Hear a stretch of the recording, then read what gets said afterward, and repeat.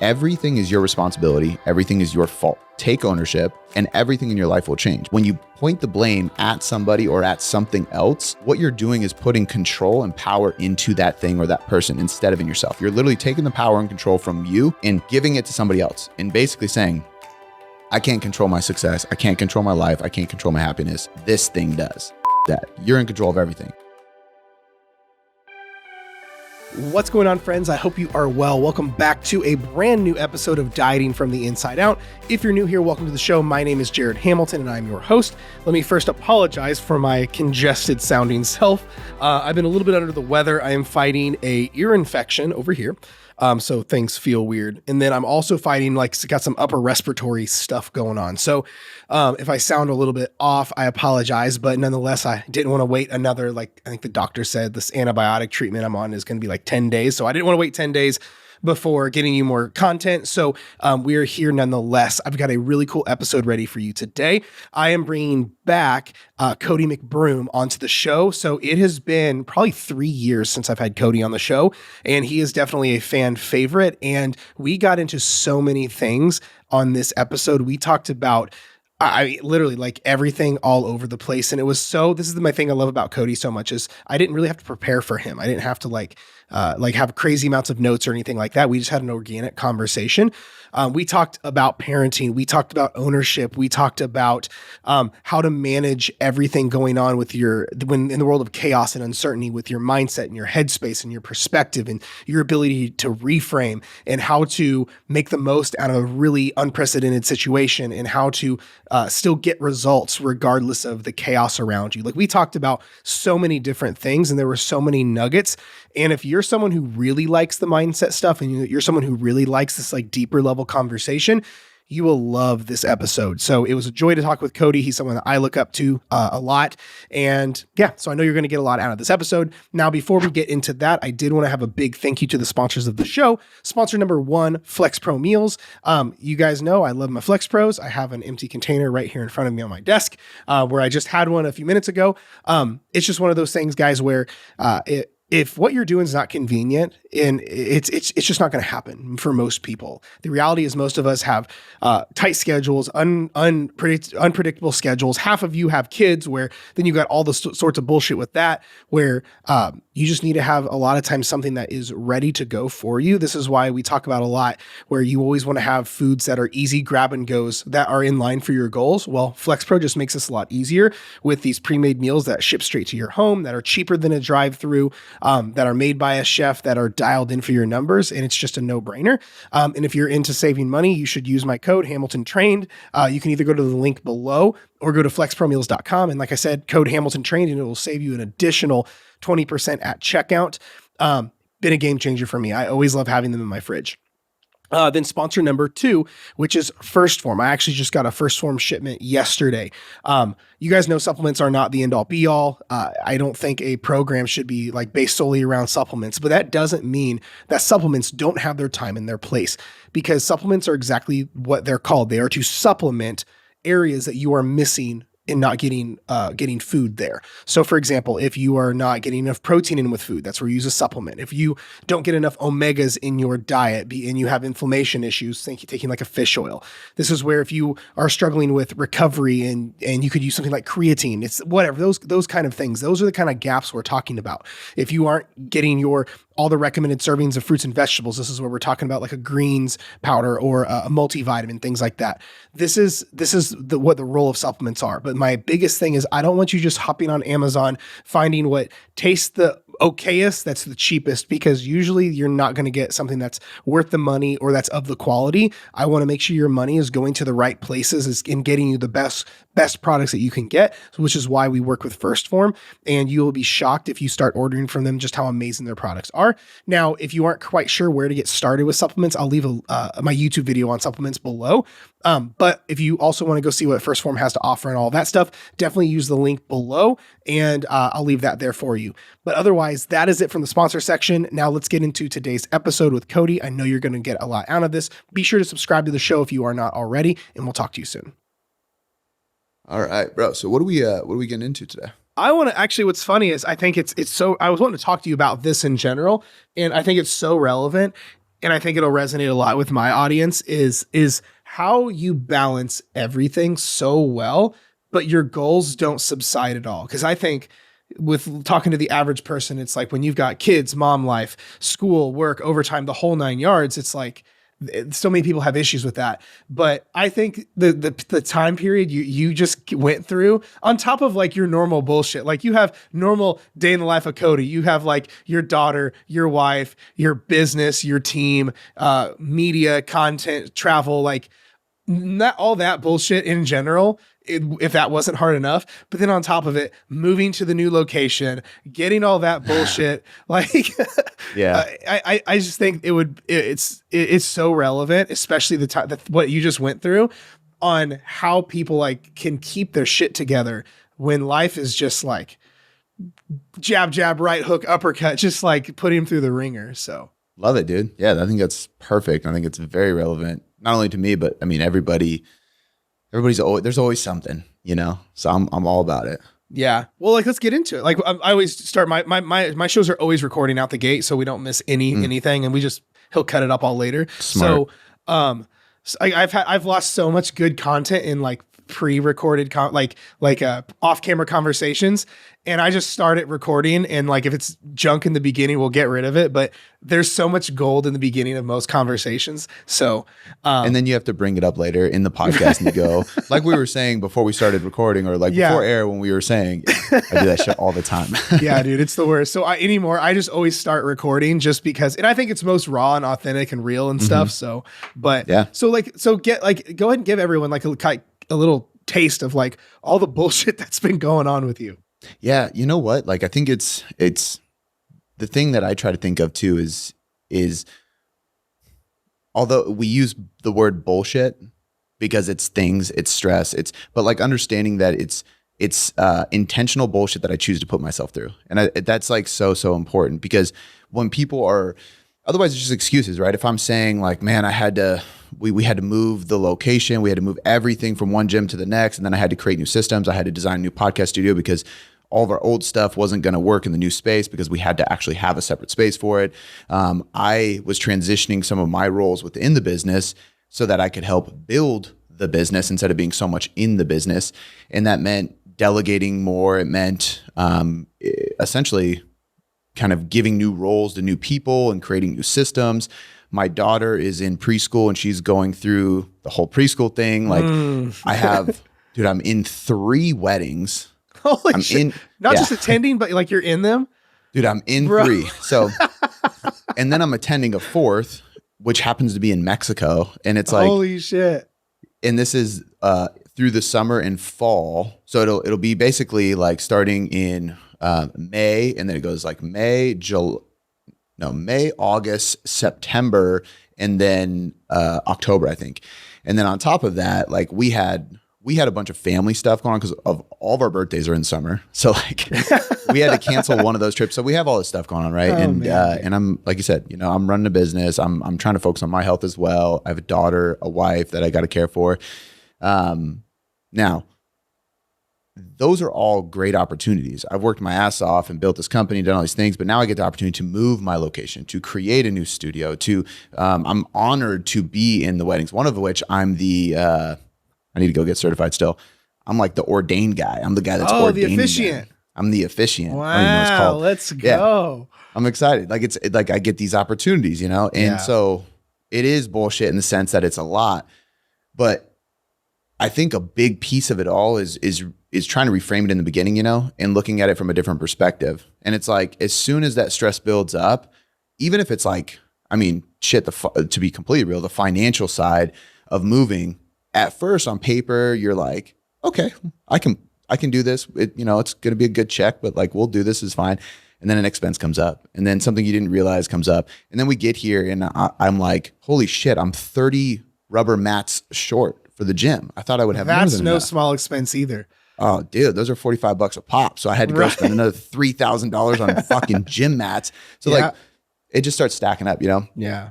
And so, but again, I mean, all of it is part of a big dream come true. All of it is great opportunities. And so I think the reality of stress is funny, man. Stress is dangerous. It's deadly. It can make you sick. It can make your immune system crash. It can make your muscle atrophy. You can't perform. You're not happy, all these things.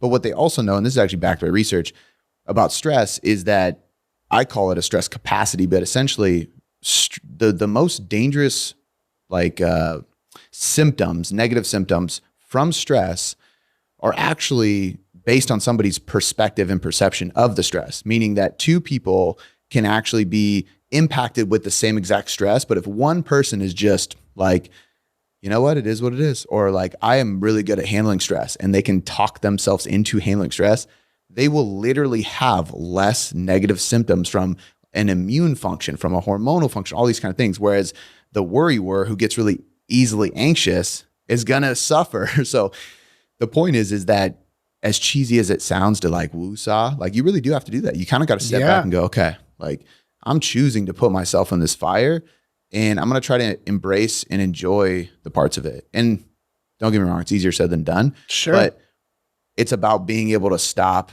take a step back and go, okay, I need to sit for a sec and go, okay, this is all by choice, by design. This is good things. This is really cool. This is exciting opportunities. Excitement can be the same thing as anxiety, because a lot of times we mistakenly think that excitement is anxiety. We get anxious and really we're just excited. And that's the other thing too, is like, okay, what are you anxious and stressed about? And if it's a bunch of stuff that you set in motion, or that you choose to do, or that you have to do in order to get to the place you want to be, it's like, is that really negative?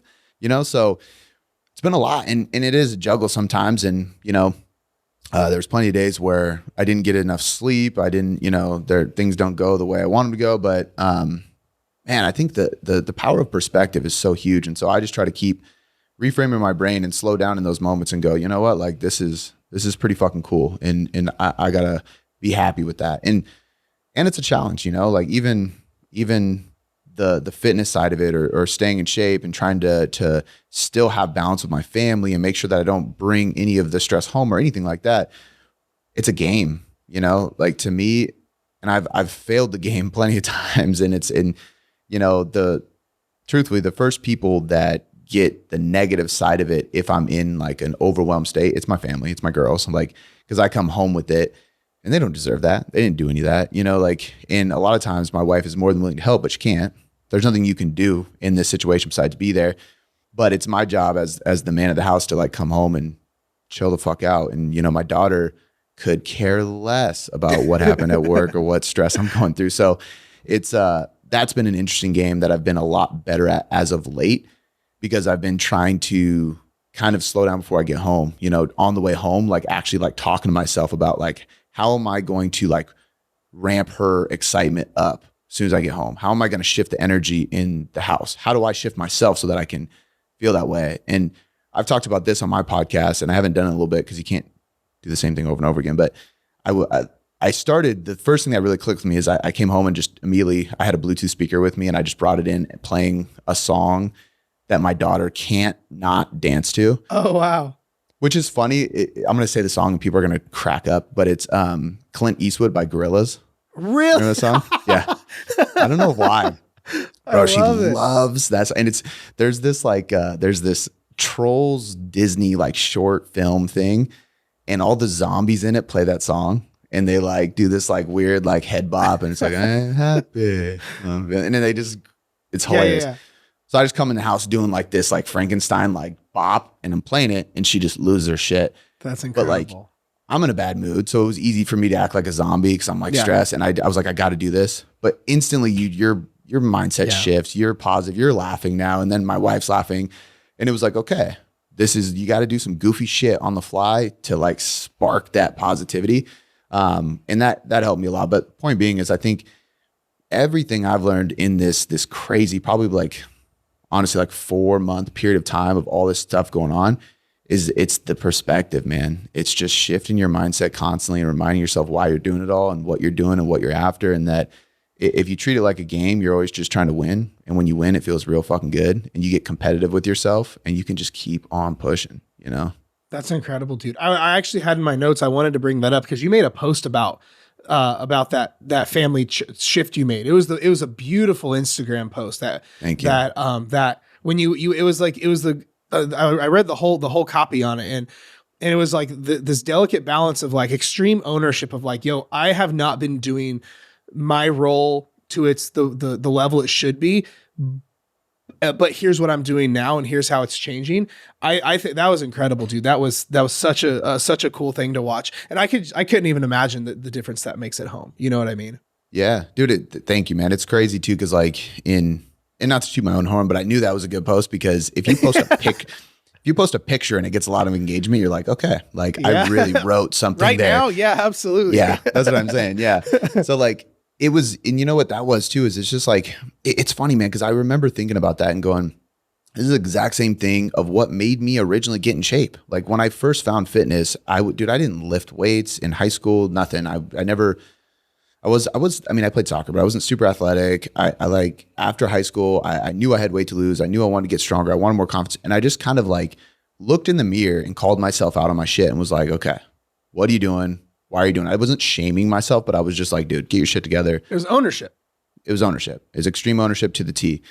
And I did that with them too, is because like, you know, a good example is I remember multiple times my wife saying like, you need to be present. And I'm like, I'm here. And she's like, just because you're here doesn't mean you're present. And I would say, whatever. Like, you don't know what the fuck you're talking about. Like, I'm here.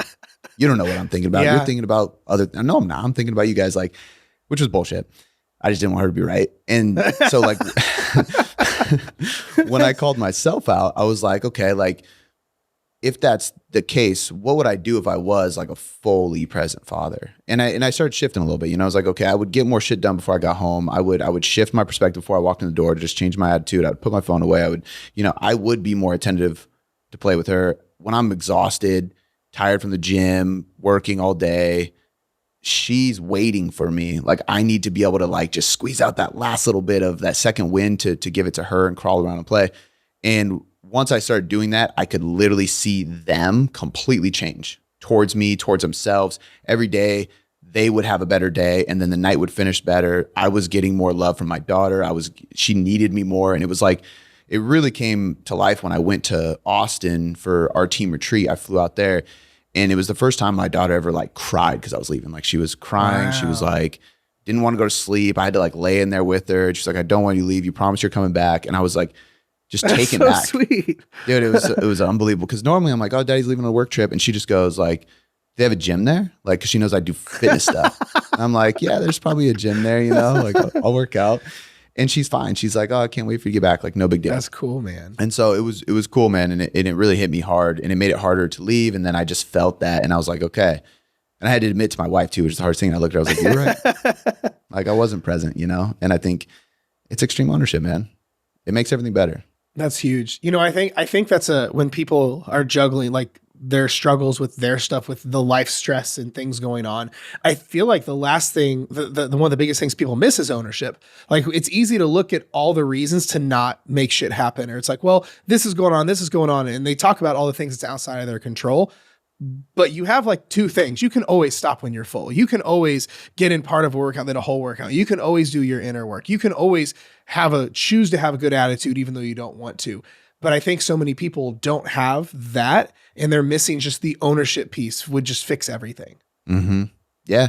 And you know what, man, like the thing that has helped me the most with that, because it's not easy, you know, it's not easy to look in the mirror and have that ownership. I just always gamified it, man. Like for whatever reason, that just helped me is like, okay, like how do I get my daughter to gut wrench laugh? Like can't stop. Let me, let me figure this out, you know? Yeah. And this is like, you know, for the guys listening, this is important it's important for everybody, but like, I even think about it with my wife. I'm like, okay, we've been married for a while. We have a kid. We live together. We're adulting. We've been adulting. How do I get her to like really desire me like she used to? You know, like how do I get that first date look again, you know?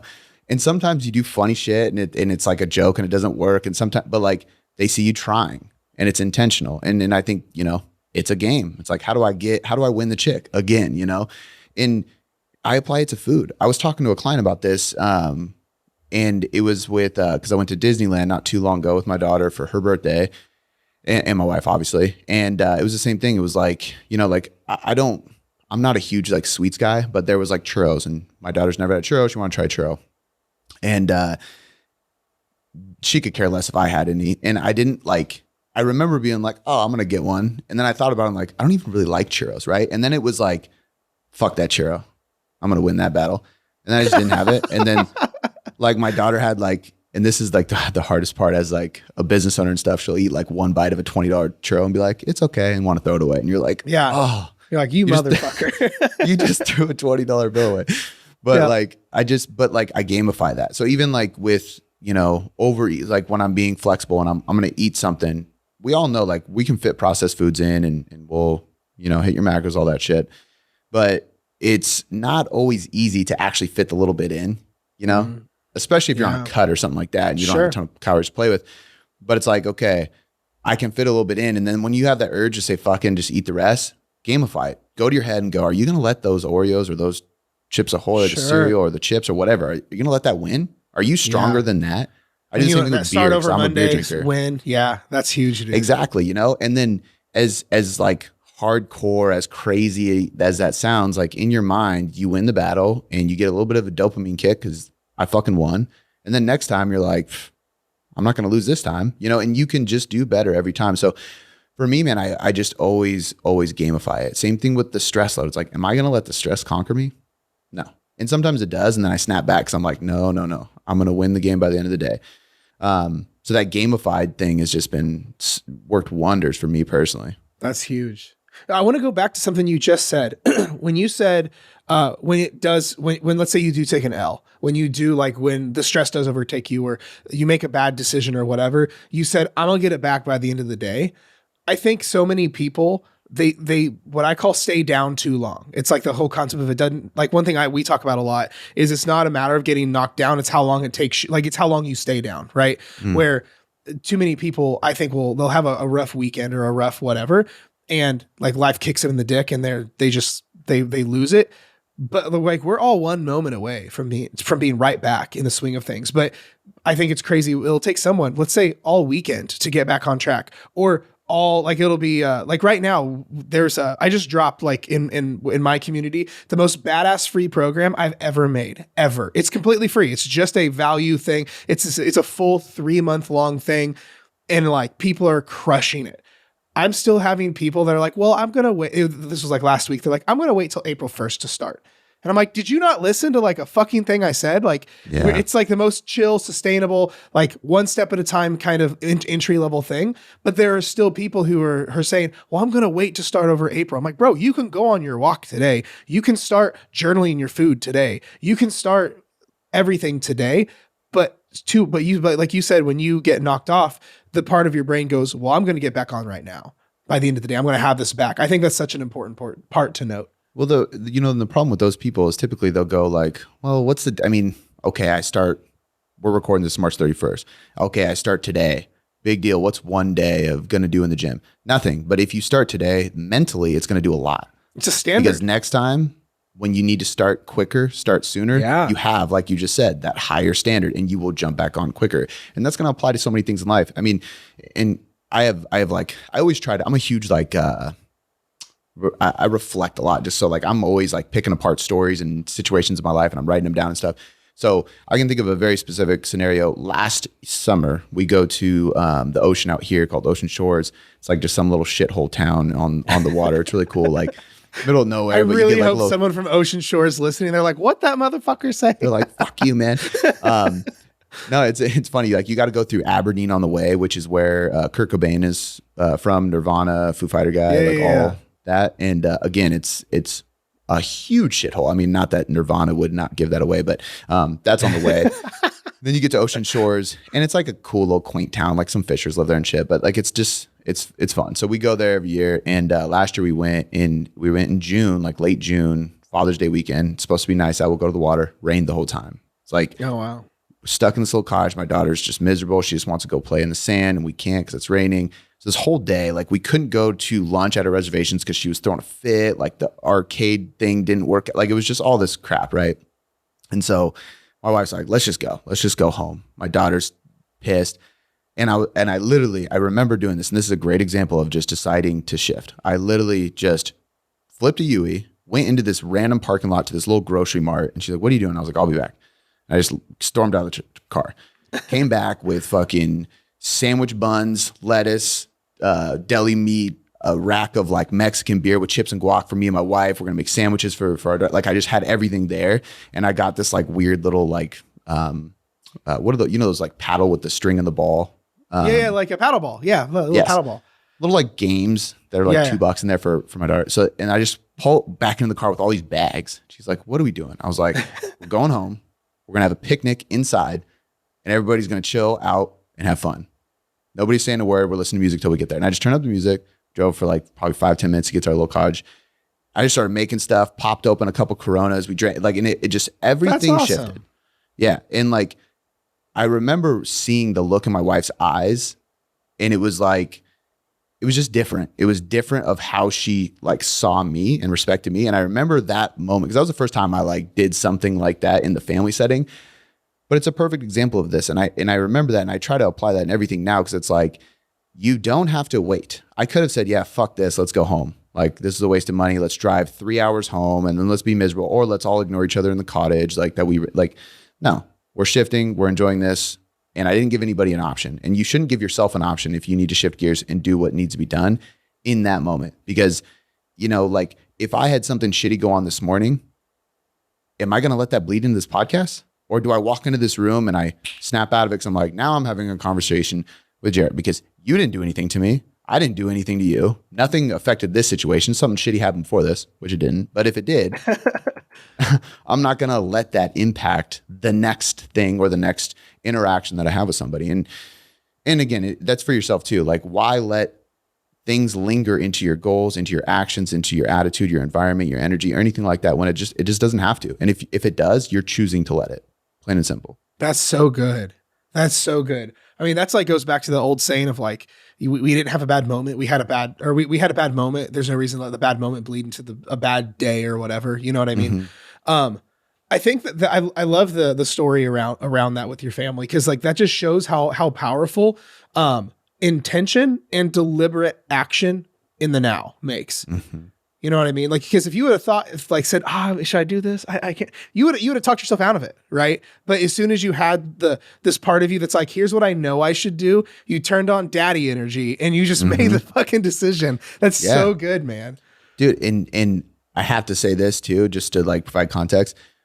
My wife is a very strong personality. She's a strong woman. When I met her, she's very independent. So she was a hustler. Our first house was in her name. She was the breadwinner. Like she is a boss. Same. And she was like, I'm not being a stay-at-home mom. No. And then she saw our daughter come out and she was like, okay, I'm down. And I'm like, all right. Never. Because I told her, I was like, you're never going to go back to work. I'm going to make this happen. She was like, okay, like I believe you, but I'm going back. That's but awesome. Point being is it's not easy to shift when you have a strong personality wife. Because in her and I are both stubborn people. So like to her, she's like, no, this is done. Like it's ruined. We're not doing anything. And so it's what is that saying? Don't ask for permission, ask for forgiveness kind of thing. Yeah. I didn't have to ask for forgiveness, but it's the same thing. It's like, don't ask for permission, just do the work and take action. If it doesn't work out, what's the worst that can happen? You know, it was already shitty to begin with, right? Like bingo. Yeah. So, and it's the same thing with people wait until April 1st or Monday or whatever. It's like, what's the worst that could happen if you started right now? Like, okay, do 20% instead of 100% today. Be 100% tomorrow if you really want to, but like, come on. Yeah, no, I agree completely. Well, when it comes to like the physically fitnessy, weight lossy stuff, because you're right, people go instantly, well, like it one day won't make a difference or this weekend won't make a difference. But I fully believe in this concept that I've been calling mental momentum. Because we all know, like even on Monday, it's gonna take a minute before the physical results catch up. Right? People are like, I've been eating in a calorie deficit for 3 weeks. I'm like, why aren't I shredded? Because I'm like, it's been 3 fucking weeks. You know, it's like anything. It's like start posting on Instagram on Monday, wondering why your business isn't growing by Thursday, right? So it's like that time's going to pass regardless. Number one, it's just less. It's one day less you have to wait. But I think mental momentum is so underrated, especially in this realm, because it may be, let's say 25%. Let's say you may be someone super tired and their workout's going to be at 25%, or let's say their eating is all over the place and they're just going to make a few better decisions and their calories are going to be a little bit less. So like the physical result may not be as much, like logically, that's where people try to out logic it. But you can't get on the other side of mental momentum, because we can't have physical momentum and physical results until we have mental momentum. And I think people forget that thing, that we have to get this mental momentum even in the absence of physical results. Yeah, I love that, dude. I love that mental momentum. That makes a lot of sense. And I think that one thing that I always try to tell people with regards to that, is that when you do these little things, you're developing traits that apply to the mindset. And those traits apply to the physical. So when somebody says like, what is one day? What is it like one weekend off? What is all this? What is that going to really do for my physical results? Maybe nothing.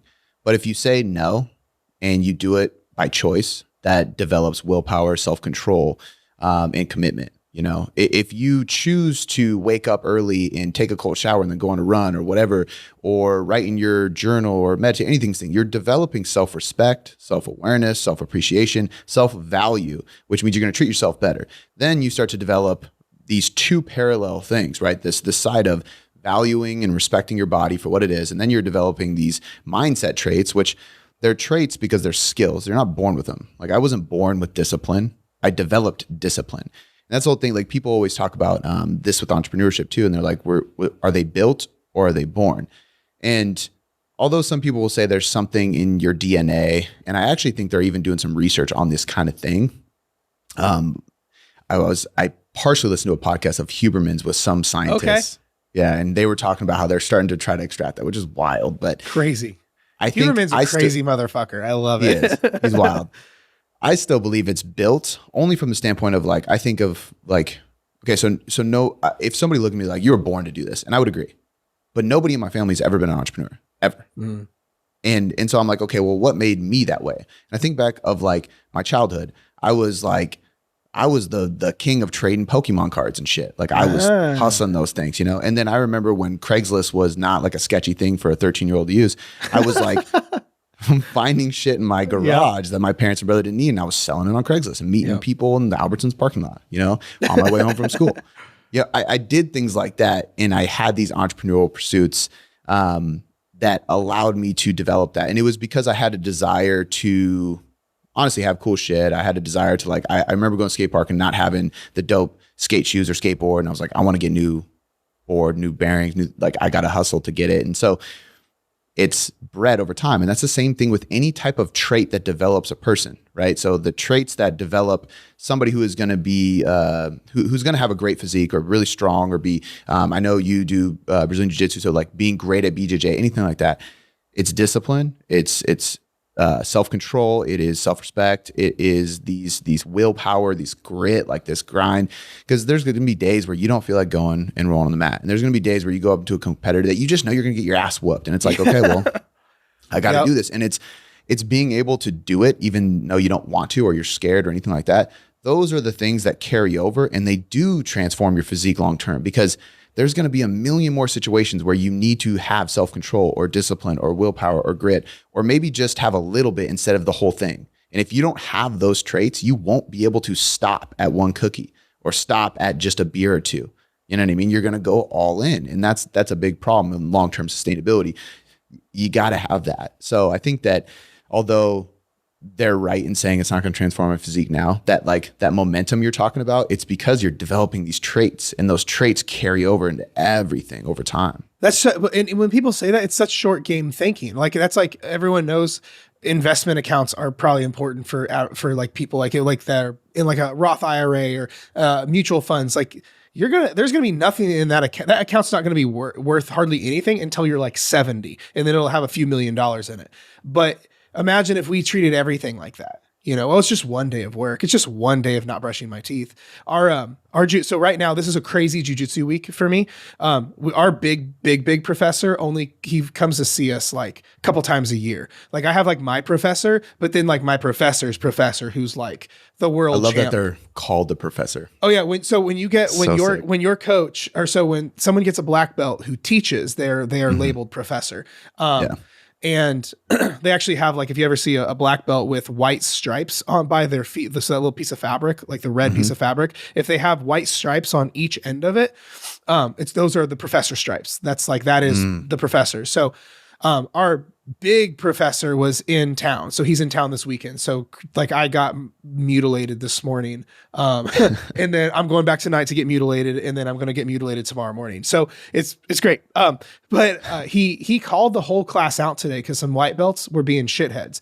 We were in the middle of hard drills. Like this guy doesn't play around. He's this short little dude from Philly, neck tatted up, a blacked out arm, has Philly swagger. He doesn't fuck around at all. And he goes and like every example he uses is like, we're dragging them to their grave. You're snapping their arm off. Like he's so aggressive. But the reason for this, he gave us very specific instructions in this set of drills that we were doing. And he stopped everyone. He's like, hey, and he goes, some of you guys aren't even listening to directions because you have zero discipline. He goes, I said, start on the buzzer. You're starting before the buzzer. I gave guy on top these instructions, guy on the bottom these instructions. You guys aren't even listening to those. He goes, so if you're here and ironically you have shitty jujitsu, the two people that are doing that, he said that. He's like, ironically, the two white belts doing that have shitty jujitsu. But he said, if you can't go when I told you to go and just listen to the buzzer at basic instructions, how on earth do you plan on me showing you these badass moves that you guys brought me in to show you?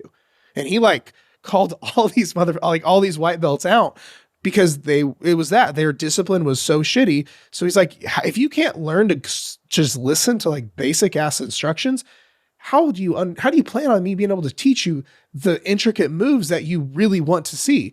It's because that discipline scales. And if you have shitty discipline in your nutrition, it's probably because you're lacking it somewhere else. Like, oh, I'll start over Monday, or, oh, it's fine, fuck it, or things like that. Because it 100% scales. It's a standard of life. And it doesn't mean you need to be David Goggins with this shit. It just means that if you're going to try to become disciplined with your diet, you should probably be disciplined with other things, you know? And you can tell the type of person it is. Like, so for example, we have like a detached garage. So we have this like driveway that goes around our house to the detached garage on the other side.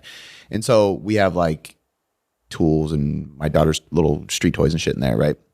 And there's been construction, and the construction will blow because we're in the end of the cul-de-sac, and it'll blow like garbage around the house and it'll tuck in. And sometimes it's literally like a little speck of paper, but it goes back there. It goes in the grass in front of our sidewalk that goes over towards our neighbors and stuff. I'm one of the only people out there. Every time I'm walking around while my daughter's playing, I'm like picking up little things. Like I don't go search for it, but if I walk by it, I pick it up. Yeah. Because it's a trait. It's a discipline. It's like, do one thing like you do everything, you know? So like when and I actually learned a lot of this from First Form, man. Like when I went there and I'm like, I take a pee and I go over to wash my hands, and there's a guy, just a normal cubicle worker, washing his hands, and he wipes down every droplet of fucking water on the sink, on the hand, everything. And I'm just like, holy shit. That's why they don't have janitors and cleaners in this place, which mind you is like 30,000 square feet. It's huge. I'm like, stupid. And it's a standard. And it taught me a lot of that. But I'm just like, I think that you have to apply these things everywhere, you know, and sometimes it means eliminating the need to use it for a while until the result you're achieving, because it's gone, becomes great enough to where it's easier. And so it's kind of a complex way of looking at it. But if you think about food and you struggle a lot with discipline to not eat XYZ because it's your favorite little treat and it's always at your house, whatever, just fucking throw it away. Get rid of it. Don't see it for a while. And then after X amount of weeks, when you've noticed your adherence is through the roof, you've got like 20 red checks in a row because you've adhered every day in a row, your macros are on point, you've lost a few pounds. Now you can be around that thing, and the reward you've achieved from keeping it away is great enough to where you don't have as high of a temptation. You don't need as much willpower because the reward you received is greater than the reward you will receive from eating that thing, you know? And I think that means, you know, it doesn't mean cut it out forever. It means that in order to build discipline around that thing, sometimes you do have to eliminate it temporarily so that you can step back in and understand how to control yourself in that setting, which is a really easy thing to do, but it's massively impactful to somebody's results. And that's why sometimes elimination is actually the best thing, you know, just remove it for a little bit and then bring it in. I think it's interesting. I think one of the things is a saying I've been using a lot lately is what's easy to do is in so many cases, what's easy to do is easier not to do, which is the one thing that makes something astronomically hard for a lot of people, like making your bed. Making a bed is easy as fuck. It's 1,000 times easier to not make it though, right? Which is why most people don't make their bed. That trash you're talking about, it was so easy to pick it up, right? Easy as fuck. But it was like at scale, 1,000 times easier to go, wasn't my trash. It's halfway in my neighbor's yard. It's no one's, my wife isn't even going to see it. It's fine. It's about the size of a quarter anyway. But I think for most people, that's where it's the little disciplines that I think that people have the most amount of trouble with. Like people go to jobs they hate for like 8 hours a day. That's like my biggest nightmare. It's like I don't get how people, I could never go work for someone. Right. But I think that sounds crazy hard, but that's a huge discipline, is going to work every single day at a job you hate or whatever the case is. But why is it cleaning the droplets up around the sink, or picking up the piece of trash in your yard, or making your bed, or just having one cookie instead of the whole pack? Like I've said for years now, like when fixing your relationship with food, the reason teaching yourself moderation is so hard is because it takes the most mental bandwidth. It's easy to say, fuck it and eat all of it. It's easy to say, I can't have any of it and clear it. But it takes so much more mental bandwidth to stop after one or two, because it's easier not to. And I think that's where so many people miss the mark. And the people who can successfully do this over time are the deep thinkers. Like some people listen to everything you and I just said and be like, God damn, they really thought hard about this. And it's like, you kind of have to stop and connect the dots, you know? So I can think of two really, really good examples of this that apply elsewhere in life that will help shed some light, I think, on doing this in fitness or anything else. So one is, I'm a diet soda guy. I love diet soda. So I'll have, bro, I've got a Diet Pepsi right in front of me. I was gonna say Diet Pepsi and Diet Root Beer are always in my fridge, bro. Let's go. So and I know I'm not a Diet Coke guy. People always say that. Like I have a buddy that's like, oh my God, you like Pepsi? And I'm like, do you drink Coke? And they're like, yeah. Like, I'm the type that I'm like, okay, I like Pepsi better, but it's not gross compared. Like I'll drink a Diet Coke if that's all the restaurant has. Right. Like chill out, bro. But right. So anyway, I would drink some. I'd finish the can and I would put it next to the sink, right? The recycling's under the sink and I just put it next to the sink. I'll take care of it later. That's just like, it's easier. I just put it right there, right? And my wife would get mad. And then I would get mad. I'm like, why are you tripping? It's literally a can of pop next to the sink. Who cares? And so we had this battle of like, why can't you just throw it away? It's so easy. And I'm like, why do you care? It's not a big deal. And then somebody, a close friend and somebody I was just bullshitting with, John Romanello, he was like, that sounds fucking stupid. I mean, you care more about leaving a can there than making your wife happy. And I was like, God damn. I was like, fuck you, man. And so I'm like, okay. And he was like, just think about it, dude. Like you can literally easily do that. Just like you said, it's just as easy to throw it away as it is to set it there.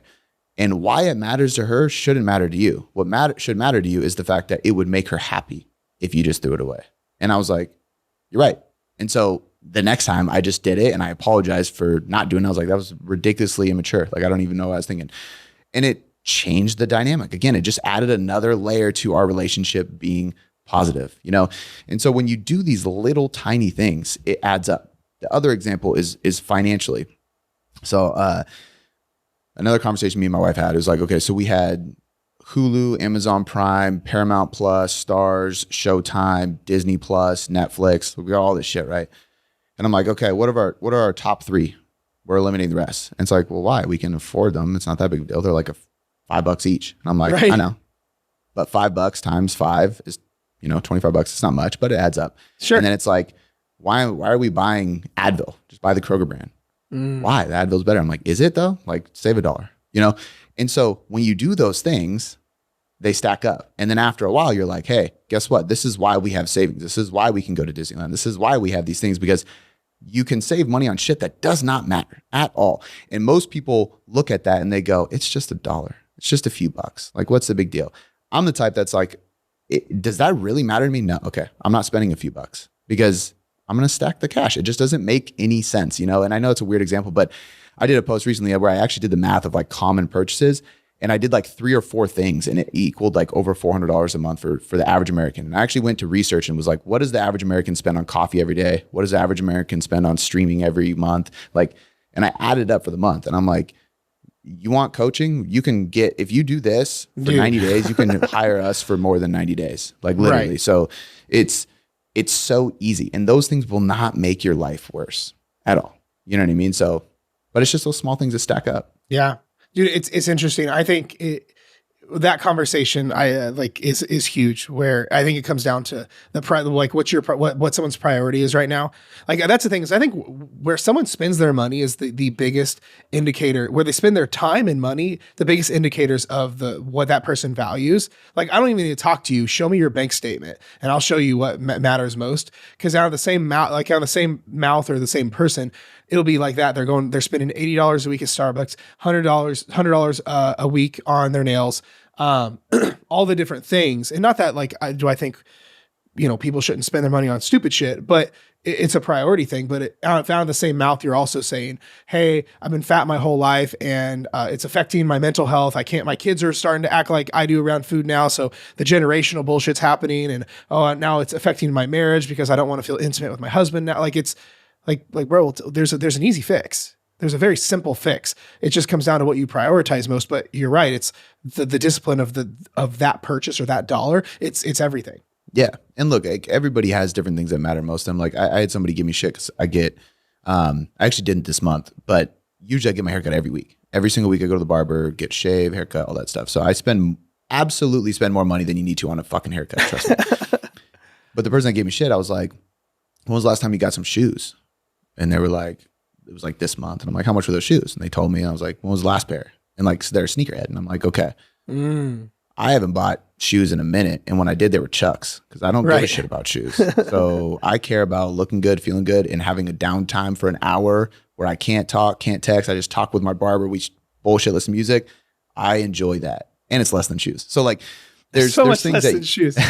There's absolutely things that you can, use in that regard. But I think ultimately it's sacrificing certain things too, just to lead to more success. You said it best. Like, you're prioritizing what matters most to you. But a lot of times what that really boils down to, whether it's we're talking about saving money or having these difficult conversations with my wife, or being the first one to initiate that, even if we're both wrong, it's being the first one to admit it so that we can move past it. Like choosing to do that, or shifting the mood of my family, or deciding not to wait till Monday to start the diet, whatever the situation is. It's on you. That's what extreme ownership is. Like, going back to what we originally said at the beginning, it's like, everything is your responsibility. Everything is your fault. Take ownership and everything in your life will change. Because when you start taking ownership and you stop blaming others or other situations or making excuses, dude, everything in your life just starts moving forward faster, because now all of a sudden you control things. And I don't think people realize that. But when you point the blame at somebody or at something else, what you're doing is putting control and power into that thing or that person instead of in yourself. You're literally taking the power and control from you and giving it to somebody else, and basically saying, I can't control my success. I can't control my life. I can't control my happiness. This thing does. Fuck that. Like, you're in control of everything. And I've had this conversation with plenty of people where it's like, I understand how that could make you upset, but you're choosing to let it make you upset. What if you chose for it to not make you upset? And of course, that conversation is always like, well, that's impossible. That's so hard. And you can work through it. But at the end of the day, it's like, no, really, like, your emotions are in your control. It is not Absolutely. As easy as it, like, it's easier said than done. Of course, I understand that, because I'm sure people are thinking that right now. But the truth is, if we look at every happy, successful, balanced person who's fit, anything, that's all it is. They just choose to control everything. And what they can't control, they just accept and move on and start controlling the next thing they can control. They take ownership. It goes back so much to just owning that, right? Like, it's one of the things that the thing that we talk with clients about a lot is, when anytime someone's faced with unprecedented circumstances or things are crazy, is like, take a step back, stop, emotionally regulate, take a step back and go, what's in my control right now and what's not? If it's not in your control, you're not allowed to stress about it anymore. Like, an analogy I use is, imagine if it's raining and your car windows are down and you're trying to stop the rain. You're going to give yourself a panic attack. It's like trying to stop the rain. I'm like, or you could just put your fucking windows up and be a big kid. Like, but it goes down to like being resourceful. This is one of my favorite things about jujitsu is you're put in the most uncomfortable, horrendous situations and you want to emotionally panic. But when you emotionally panic, you suffocate and get tapped or die. So, but it makes you emotionally regulate and go, what do I still have in my control? Homeboy's got this arm way out of position, so I can't do anything with that. I can get on my side. I can frame with this arm. I can slow my breathing down. I can do whatever with my legs.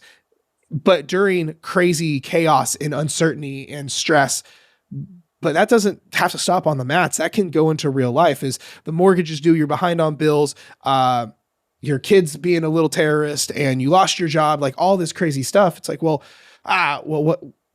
can I still take control of? What can I still execute on? What do I still have? What can I own? And then now your brain opens up to being resourceful. You want to talk about neural pathways and crazy shit. It's now your brain is looking for resources versus when we're a victim and they're like, oh, I can't catch a break when it rains, it pours. Your brain goes, bet you're right. You're just an unlucky son of a bitch. and you never win. Dude, every single successful, I know this has happened to me many times, and every person who has like an insane story of success or anything, there's always like this crazy story of like, I had zero options. I had everything against me. I had no opportunity. There's always like their back is in the corner. But like you said, when they choose to go, I'm still going to make this happen. I'm still going to make a change. I'm still going to reach my goal, whatever it is, they become resourceful and they make shit happen. And the amount of times I like, if somebody like says, I can't accomplish this, I'm like, if I put a gun to your head and everybody in your family's head, would you fucking do this? Yeah. Well, yeah. Okay. Then you can do it. You just haven't figured out how to do it yet. And that's okay. Let's figure out how to do it. But the reality is you can. So stop saying you can't. Right. You won't, or you haven't figured out how. And that's a different story, you know? So have you heard the word equanimity? Bro, it's tattooed on my wrist. I actually have. Oh, I think we talked about this. Yes, bro, I have tattoos on my wrist that says ambition and equanimity because I feel like it's the magic dichotomy and like the magical Venn diagram. Dude, equanimity is my shit. That's what you just broke down. It's my dude. word. Really? So that's it's funny because I'm running out of room, but because I have ambition. You really are running out of room. I'm covered, man. I have ambition across my forearm on this side, but I don't have equanimity yet. But equanimity is controlling yourself and the results that are coming in the chaos, essentially, right? What you explained with jujitsu is exactly that, man. If you can sit there in the moment and actually think about your next move like you're playing fucking chess while somebody's trying to rip your arm out of its socket, that is the definition of equanimity. In business, that's what it is. In fitness, that's what it is. In life, that's what it is. Because guess what? There's always something. There's always a birthday party. There's always a work event. There's always travel. There's always a sick kid. There's always some kind of roadblock. There's always a bill to be paid. There's always something, no matter what. Equanimity is your ability to still make shit happen despite all those things happening to you, or not even to you. They're happening around you. And I got to retract that, because if you think they're happening to you, that's where you fuck up and you become a victim. And you can't be a victim if you're going to be a winner. Yeah, no, without a doubt. Dude, equanimity is like my favorite word ever. It's what's funny is, where did you hear it originally? So, okay, here's what's funny. I actually heard it a million times, but I never took it to heart. Well, who opened my eyes up to it originally was Ed Milet. Ed Milet started talking about equanimity. And I'm like, dude, as soon as I heard that, like what it truly means, I'm like, this is it. This is like, it's my word, right? It's like my word of the, if you want my word of the year, my whatever. It's just, I've never had something resonate so hard as like, oh, that's it. That's what I need to lean in more on. And I feel like I'm currently the most equanimitous, if that's a word, I've ever been, because I struggled with the dichotomy of ambition and equanimity. Because if you put ambition on its extreme end, it's nowhere near equanimity. And one could argue equanimity has no room for ambition because it's so released from outcomes and emotionally neutral. So I have this belief that the magic is, if we had a Venn diagram where the circles cross, is equanimity and ambition, and there is a space where they coexist. And I think that's where people make a lot of cool shit happen. But what's funny, as soon as I heard Ed Milet talking about it, I knew I had to get an equanimity tattoo. And what's funny is a lot of the books that I was reading or I was rereading, they were just like, they'd have chapters on equanimity. And I'm like, how did I not? Like, one of my favorite books ever, like one of my favorite books to date, it's from the 1940s. It's James Allen's As a Man Thinketh. That motherfucker's talking about equanimity. I'm like, I've read that book a dozen times and I don't remember that. Or I listened to The Obstacle is the Way recently. And all of a sudden he had a whole chapter on equanimity. And I'm like, every time I turned around, it was that. So I'm like, all right, I'm getting a tattoo. It's something about the way Ed says it, because the same thing for me. I've read it many times. I've read Obstacle is the Way multiple times. And such a good book. It is. And I heard, this is actually why I got into even First Form, man. Like, I had somebody on my team send me the podcast with Ed Milet on with Andy Frisella. And he sent it to me. She was like, hey, I know you don't really listen to this podcast. You got to listen to it. And I was like, all right. Like, and I didn't have anything against it. I just never listened to it. It's just funny because I'm a podcaster, but I don't listen to a ton of podcasts. But like, I listened to it, and I listened to it like 2 or 3 times. And it was that chunk where he was talking about equanimity that just hit me so fucking hard. And I was like, I love this word. And then I started listening to podcasts more. And then like out of just pure coincidence, Damien reached out to me. He's like, I've been following your stuff, man. Like, I love it. Just wanted to shout you out. And I was like, hey, dude, like, can we get on the phone and talk? And then we like built a relationship. And now obviously beautiful. Our company's with, just like you know, we're with First Form. We're sponsored by First Form and we support them. So like, but it was all because I heard that Equanimity podcast. Yeah, dude. Like, God, that's so good. So good. That's life. That's life in a nutshell, you know, in one word. When I find I'm not doing okay, or if let's say just things aren't going my way, I find out I have the least amount of equanimity. Like I refer to it like a switch. Like we have to just make sure we turn it on extra in certain cases, or it's just always on. And usually when I am like, my emotions are taking control, or I'm getting too stressed, or the external whatever is affecting my internal state, I notice that's when I go, oh, my equanimity is not on. And I like a mental reframe is like that switch gets turned on and it changes. So yeah, for people listening too, like I think sometimes we talk about this stuff and I know sometimes it can be hard to apply. They're like, well, I can't flip that switch. I can't change my perspective. So something that helped me was finding somebody who had that and that I really respected and trying to figure out why I actually respected them. Because what I did is I wasn't searching for a way to have more equanimity or anything. I was actually reading a book, a really old book, and this was a while ago. It's Mere Christianity, I think is the title of the book, but it's by C.S. Lewis. And he talks about like somebody who's holy.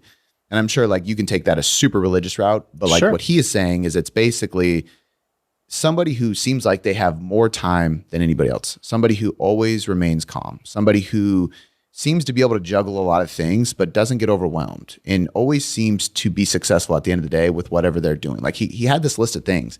And I was like, well, that just sounds like a person I want to fucking be because they're calm, collected, successful, happy, balanced. Everybody wants to be around them. Like, this just sounds amazing. And I started thinking, I'm like, who in my life is that way that I can surround myself with more? And it was somebody who I've known for a decade who I ended up hiring him to be my mentor and in like accountability coach. And he's just like, he's a big brother to me. He's like family. I don't hire him anymore. We actually started Tailored Life Apparel together, which we took a kind of a sidestep back on for a little bit because we had to revamp a bunch of stuff that we wanted to do and we're getting ready to launch it again. And he's like, he is that person. I was like, he's a philanthropist. He owns an orphanage. He owns multiple businesses. He has a family. He's a big part of his family, his extended family. His dad's an immigrant from Mexico. So like, that's hard, awesome. Dude, growing up on like welfare food and shit. Like he is the epitome of success and like calmness, and like his aura is like, dude, it's crazy, right? I remember calling him and being like, dude, you are holy. And he's like, what are you talking about? And I'm like, bro, like, I just read this book. Like, this is you. That's great. The reason I'm saying this to people is because I saw that. And then instead of me going like, of course, I'm going to hang out with this guy more. But I was also like, let me figure out what makes him that way and how he's able to do that. And then ask him questions around, how are you able to be that way? How are you able to respond this way or react that way? And I began to pick up on things and I could see myself more and more becoming that kind of person so that I could kind of put that off in the environment around me. And that's always been my goal, you know? And I think that when you see somebody actually living it, it's not as easy, like easier said than done. It's done now. And you can see how it's done and you can start to emulate that and emulate that success in your own life and become that way and have those traits so that you can be that person who has equanimity as well, or discipline or insert whatever thing you desire. Dude, I can tell you right now, I know it's been a minute since our last episode together. I can feel the difference from then to now. I don't know how long it's been, but like I can tell there's so much more of a difference. That's the thing is I've respected you for years now, but like, but I can tell there's been a difference in the work you've done around this really specific area since we spoke on the podcast last. So, which is super cool. Yeah, I appreciate it. It had to have been a year ago at least. Oh yeah, it was at least a year ago. Probably not. Like I'm also the worst with timelines. I mean, well, wait, but that was pre-COVID, right? Oh yeah, it might have been, or like that makes it 3 years. yeah. That's crazy. Oh, I know, bro. Yeah, time flies, man. Time flies. But thank you, dude. That means a lot. It really does, because it's definitely from a personal perspective. That's probably the most I've invested energy into is that area of my life. And obviously, you know, like being married and having a kid and stuff like that definitely plays a role in it. And I think the more people you're around or responsible for, my family, my team and stuff like that, you kind of have to get to it. You get to a point and you're like, I got to step up and be that. Cause I thought about this as well with him and then kind of myself too, is like, I remember asking him a question a while back and being like, how do you accept the role you play in so many people's lives? Like he's responsible for way more people from a business perspective because he owns multiple companies. He has an orphanage with over 2,000 kids. Like technically he's responsible making sure that is there, his family, and then all of his brothers, sister, cousins, everybody relies on him more than anybody, right?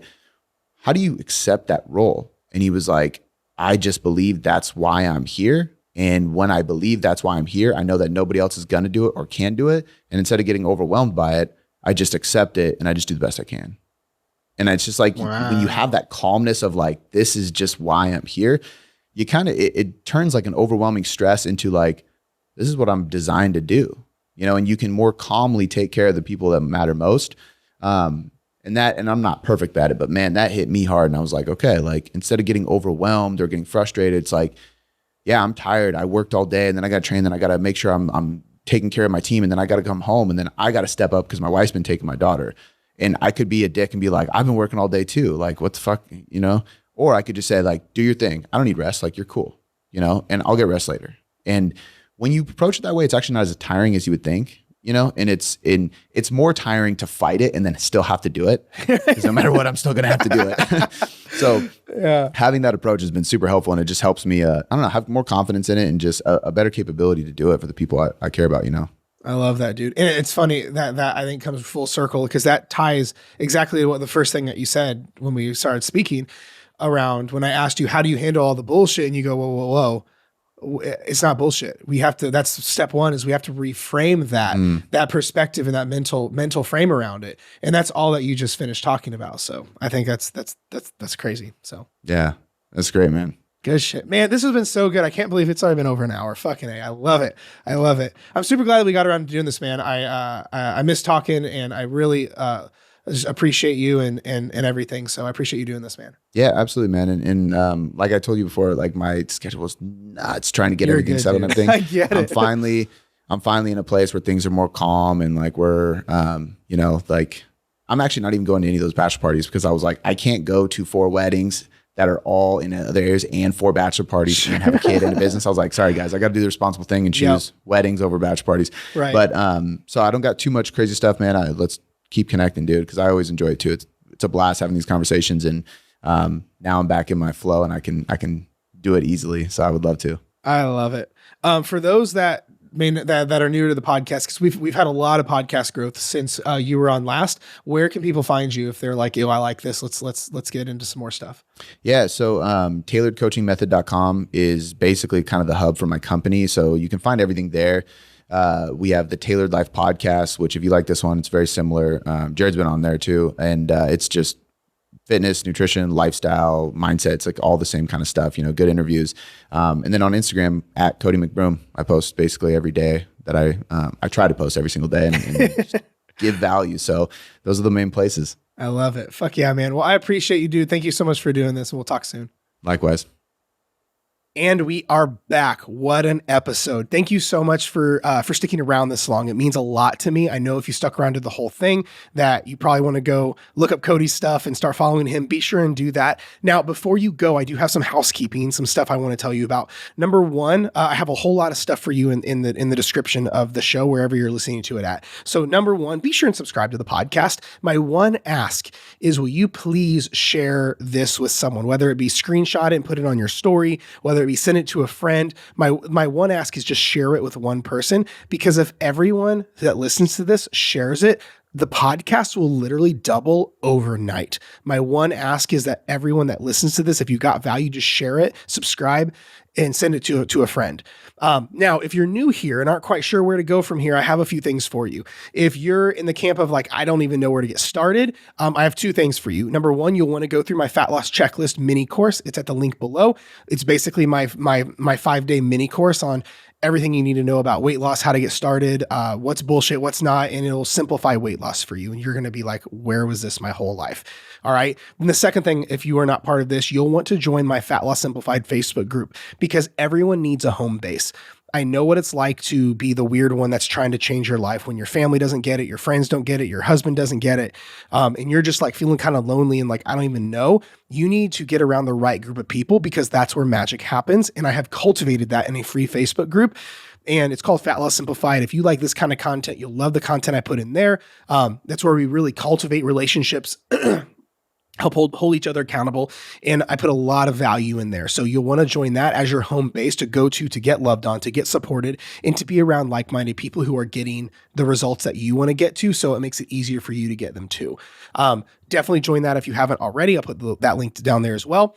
And if you're in the camp of needing a little bit more support, maybe you're like, man, I'm tired of doing this on my own. I'm tired of the mental bandwidth of like trying and failing. And that's all you've done. And if you need a little bit more one-on-one support and a little higher level of accountability, you can always apply for coaching straight from the podcast. I have a very special place in my heart for my podcast listeners. So there's a link below, a special link for coaching where you can apply. That way we can see if this is a good fit or not, where number one, you'll go straight to the front of the line because we can only take on a certain amount of people per month. Excuse me. But then also you go straight to my team's calendar. That way we can see if this is a good fit. And then because you're coming from the podcast, you're going to get some free stuff if you get accepted into coaching, which is pretty cool. But I only want serious inquiries for that. It's one of those things I want you, if you're going to apply for coaching, this is for you. If you're tired of the back and forth, the mental trying and failing, you're just ready for someone to show you exactly what to do, how to do it, so you don't struggle anymore. That's what one-on-one coaching is about. So be sure and apply there because we got to make sure this is a good fit first and foremost, and then we'll go over all the details and things like that. But otherwise, that is it. Be sure and subscribe to the show if you are not already. Be sure to subscribe wherever you're listening to it, iTunes, Spotify, Google Podcasts, whatever. We are on YouTube. If you have not checked out the YouTube, youtube.com/Jared Hamilton. All podcast episodes are uploaded there as well. But then be sure and go check out the actual podcast site, dietingfromtheinsideout.com, where we have all the things the podcast touches. We have the video, we have the audios, we have the entire blog, the transcription of the podcast episode in a blog format. If you'd rather read through it or skim through it or go to the cliff notes, things like that. So we got a lot for you. So no matter what you're into, I've got you taken care of. Otherwise, I appreciate the fuck out of you. I cannot wait till next week's episode. I will talk to you next time.